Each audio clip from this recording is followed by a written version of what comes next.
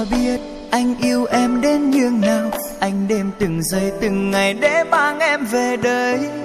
Hãy nhắn một lời xin lỗi của anh, mong em đừng có như vậy. Bỏ qua em nhé, anh xin em tha thứ một lần. Hôm qua anh còn nhắn tin với một cô gái trên Zalo. Vô tình em hiểu lầm anh với người ta vậy thôi. Hãy tin anh đi, người ta nói yêu anh thì anh cũng nhắn lại cho vui. Thật lòng chỉ có vậy thôi này người yêu ơi. Em là một bầu trời trong xanh luôn ngất ngây nơi lòng anh. Em là một vì sao chiếu sáng nhắn cho trái tim anh mơ màng.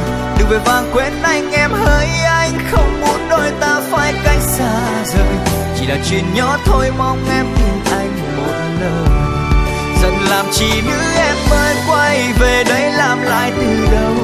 Để anh được ôm lấy em và nói khẽ bên tai vài câu. Em là vị trí trong anh duy nhất ở trên thế gian này. Anh sẽ là trái tim ngự trị trong trái tim em. Trọn đời này anh chỉ muốn em tin anh thôi.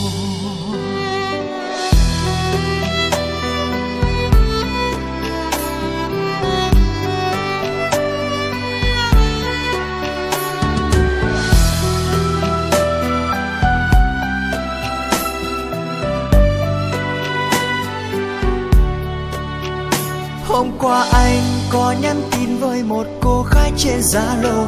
Vô tình em hiểu lầm anh với người ta vậy thôi. Hãy tin anh đi, người ta nói yêu anh thì anh cũng nhắn lại cho vui. Thật lòng chỉ có vậy thôi này người yêu ơi.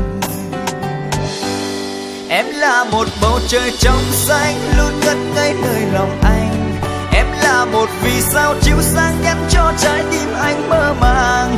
Đừng vội vàng quên anh, em hỡi anh không muốn đôi ta phải cách xa rời. Chỉ là chuyện nhỏ thôi, mong em tin anh một lời. Giận làm chi nữa, em ơi quay về đây làm lại từ đầu. Để anh được ôm lấy em và nói khẽ bên tai vài câu. Em là vị trí trong anh duy nhất ở trên thế gian này. Anh sẽ là trái tim ngự trị trong trái tim em. Cho đến nay anh chỉ muốn em tin anh thôi. Em là một bầu trời trong xanh luôn ngất ngây nơi lòng anh. Em là một vì sao chiếu sáng nhắn cho